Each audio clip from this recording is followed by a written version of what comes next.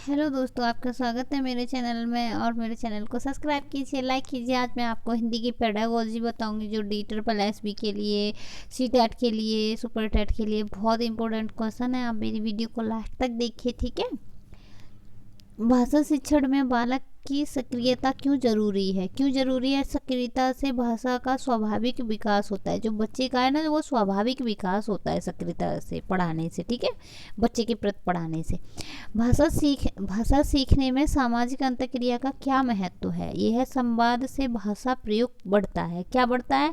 जो भाषा संवाद से भाषा प्रयोग बढ़ता है। जैसे बच्चे आपस में बात करेंगे तो उनको ज़्यादा ज्ञान समझ आएगा, ठीक है।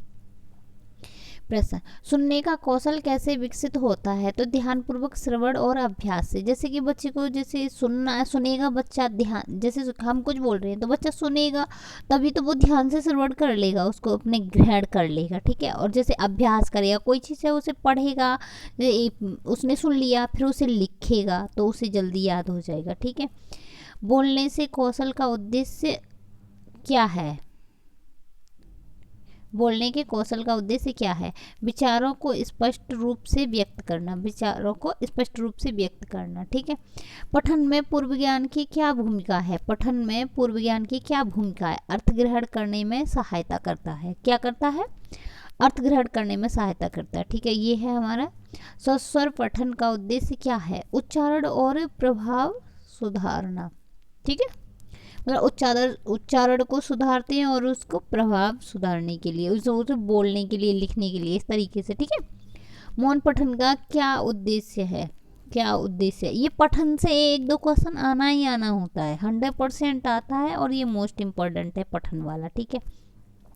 कौशल से और पठन से। मौन पठन का उद्देश्य क्या है? तेजी से अर्थ समझना, ठीक है। तेजी से अर्थ ग्रहण करना बच्चे को, ठीक है। लेखन में पुनर्लेखन क्यों जरूरी है? लेखन को शुद्ध और प्रभावी बनाने के लिए, लेखन को शुद्ध और प्रभावी बनाने के लिए, ठीक है। भाषा शिक्षण में उदाहरणों का उपयोग क्यों किया जाता है? क्यों किया जाता है उदाहरण का इसमें? तो अवधारणा को स्पष्ट करने के लिए, अवधारणा को स्पष्ट करने के मतलब बच्चे को समझाने के लिए, स्पष्ट तरीके से उसके समझ में आ जाए, ठीक है। व्याकरण शिक्षण की सर्वोत्तम विधि कौन सी है? जो व्याकरण की सर्वोत्तम विधि है वो कौन सी है? वो है प्रयोगात्मक विधि। जैसे कि हम किसी बच्चे को प्रैक्टिकल करके दिखाते हैं, ठीक है। प्रश्न, भाषा शिक्षण में त्रुटि सुधार कैसे होना चाहिए? कैसे होना चाहिए? समझ और प्रोत्साहन के साथ, सहज मित सरल भाषा में, और उसको प्रोत्साहन के साथ बच्चे को उसकी त्रुटि को सुधारना चाहिए, ठीक है। कभी डांट के इस तरीके से नहीं समझाना चाहिए उसको। प्रश्न, बहुभाषिक कक्षा का मुख्य लाभ क्या है? बहुभाषिक कक्षा का मुख्य लाभ क्या है? इसका उत्तर होगा भाषा जागरूकता बढ़ाती है। जो भाषा है हमारी बहुभाषिकता, तो भाषा को जागरूकता बढ़ाती है। जैसे हमें बहुत सारी भाषाएं होती हैं, जैसे हिंदी, अंग्रेजी, उर्दू, संस्कृत, इस तरीके से भाषाएं होती हैं, पंजाबी। तो ये हमको होती है, हमारी भाषा को जागरूकता बढ़ती है, ठीक है। प्रश्न, मातृभाषा का प्रयोग क्यों लाभकारी है? क्यों लाभकारी है? समझ जल्द विकसित होती है। जो हमारी मातृभाषा है, हम उसमें बच्चे को पढ़ाएंगे तो बच्चे को जल्दी से समझ में भी आएगा, ठीक है। प्रश्न, भाषा शिक्षण में स्थानीय संदर्भ क्यों जरूरी है? क्यों जरूरी है? उसमें सीखना अर्थपूर्ण बनता है। जो सीखना है उसका अर्थपूर्ण बनता है, ठीक है।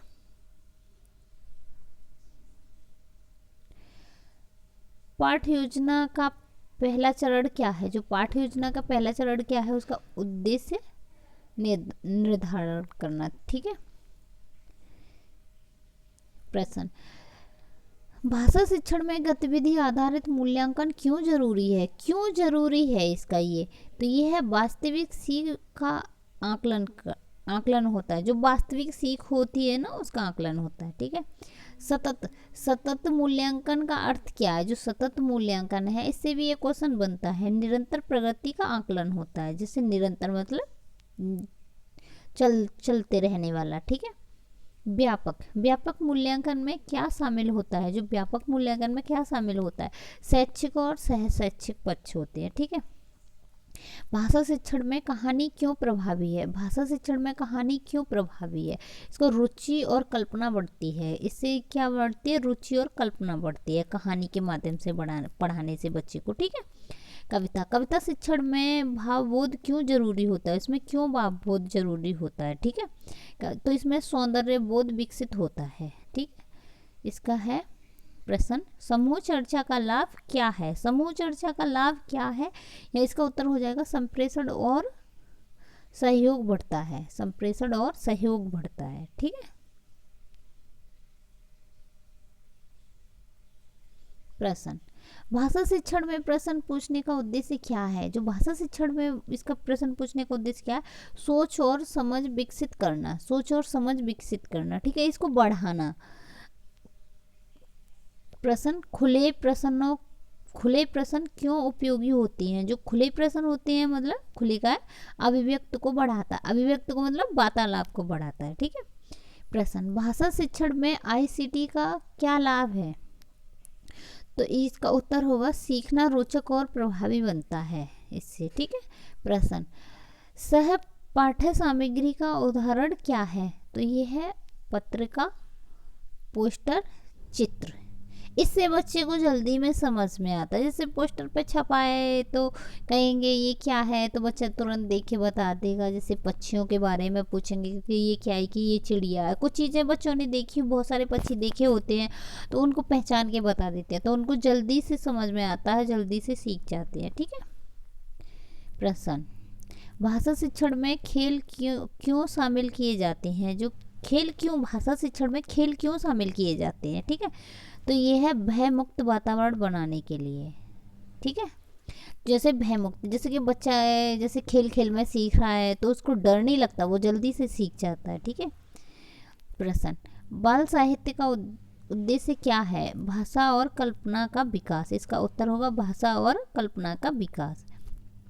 प्रश्न, भाषा शिक्षण में आत्मविश्वास क्यों जरूरी है? इसका उत्तर होगा निर्भीक भाषा प्रयोग के लिए। जो निर्भीक भाषा प्रयोग के लिए। ठीक है।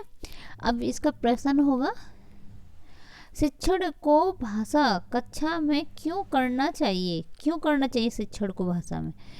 शिक्षक को भाषा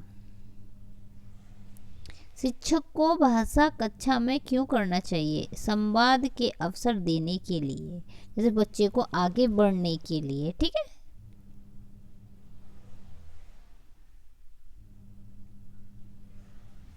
प्रश्न, लेखन शिक्षण में स्वतंत्र अभिव्यक्ति क्यों जरूरी है? क्यों जरूरी है? रचनात्मक विकास के लिए। इसका उत्तर हो जाएगा। ठीक है। प्रश्न, भाषा शिक्षण में भाषा का स्थान क्या है? इसका उत्तर होगा कौशल स्थायी बनाने के लिए। कौशल स्थायी बनाने के लिए। ठीक है। ये है हमारा भाषा शिक्षण में गतिविधि आधारित पद्धति क्यों प्रभावी है? क्यों प्रभावी है? तो इसका उत्तर होगा क्योंकि छात्र सीखने में सक्रिय रहता है। इसमें बच्चा सीखने में सक्रिय रहता है, उसे खुद से सीखने को तैयार रहता है। ठीक है। प्रश्न, रचनावादी कक्षा में शिक्षक क्या करता है? इसमें क्या करता है शिक्षक? क्या करता है? सीखने की परिस्थितियाँ बनाता है। ठीक है।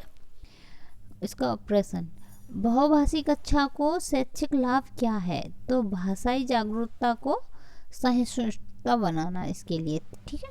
ये प्रश्न होगा मातृभाषा का प्रयोग कब करना चाहिए? जब समझ में बोध हो।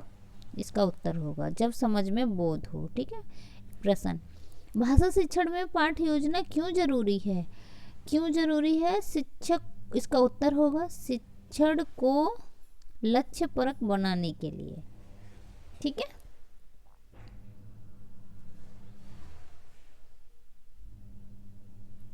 इसका है प्रश्न, सतत मूल्यांकन का मुख्य उद्देश्य क्या है? इसका उत्तर होगा सीखने में सुधार। प्रश्न, भाषा शिक्षण में फीडबैक क्यों जरूरी है? त्रुटि सुधारने और प्रगति के लिए। इसका उत्तर होगा। प्रश्न, कहानी आधारित शिक्षण क्यों प्रभावी है?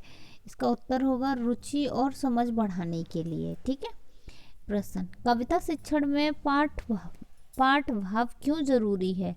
इसका उत्तर होगा भावात्मक विकास के लिए। भाषा शिक्षण में चर्चा का क्या लाभ है? इसका उत्तर हो जाएगा चिंतन और अभिव्यक्ति बढ़ती है। जो चिंतन, जो हमारे सोचने की शक्ति बढ़ती है, ठीक है, क्षमता बढ़ती है। प्रश्न, खुले प्रश्न किस प्रकार के होते हैं? इसका उत्तर होगा जिनके कई संभावित उत्तर हो, ठीक है। प्रश्न, भाषा शिक्षण में सह पाठ्य सामग्री क्यों जरूरी है? इसका उत्तर होगा वास्तविक भाषा अनुभव देने के लिए, ठीक है।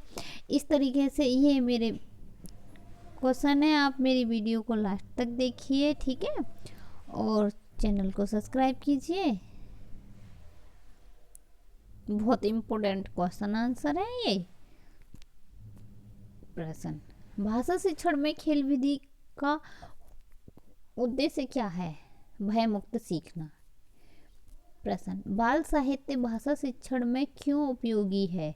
क्यों उपयोगी है? इसका उत्तर होगा रुचि और कल्पना शक्ति बढ़ाने के लिए, ठीक है। प्रश्न, भाषा शिक्षण में आत्म मूल्यांकन का लाभ क्या है? इसका लाभ क्या है? इसका उत्तर हो जाएगा छात्र अपनी सीख समझता है, ठीक है। प्रश्न, भाषा कक्षा में शिक्षक को क्या नहीं करना चाहिए? छात्रों को बोलने से रोकना नहीं चाहिए, ठीक है, ये इसका उत्तर था। प्रश्न, भाषा शिक्षण में स्थानीय संस्कृति का उपयोग क्यों करना चाहिए? क्यों करना चाहिए? सीखना जीवन से जुड़ता है। जो सीखना है, जो सांस्कृतिक प्रोग्राम होते हैं, सांस्कृतिक चीज़ें होती हैं, जैसे हमारा माहौल किस तरीके से है, उससे हमारा जीवन, जो सीखना है, जीवन से जुड़ता है, ठीक है। प्रश्न, भाषा शिक्षण की दीर्घकालिक लक्ष्य क्या है? इसका उत्तर होगा स्वतंत्र और प्रभावी भाषा प्रयोग। इसका प्रश्न होगा भाषा शिक्षण में सहयोगात्मक अध्ययन क्यों जरूरी है? क्यों जरूरी है? इसका उत्तर होगा सामाजिक कौशल के विकास के लिए, सामाजिक कौशल विकास के लिए, ठीक है। ये मेरी वीडियो है, मैंने और भी वीडियो है मेरी प्लेलिस्ट में, आप मेरी वीडियो को सारा देखिए, लास्ट तक देखिए। बहुत इंपॉर्टेंट क्वेश्चन आंसर है ये आपके सीटेट के लिए, DSSB के लिए, KVS के लिए। इस तरीके से जो हिंदी पेडागोजी आती है उससे ये मोस्ट इम्पोर्टेंट है। आप मेरी वीडियो को लास्ट तक देखिए।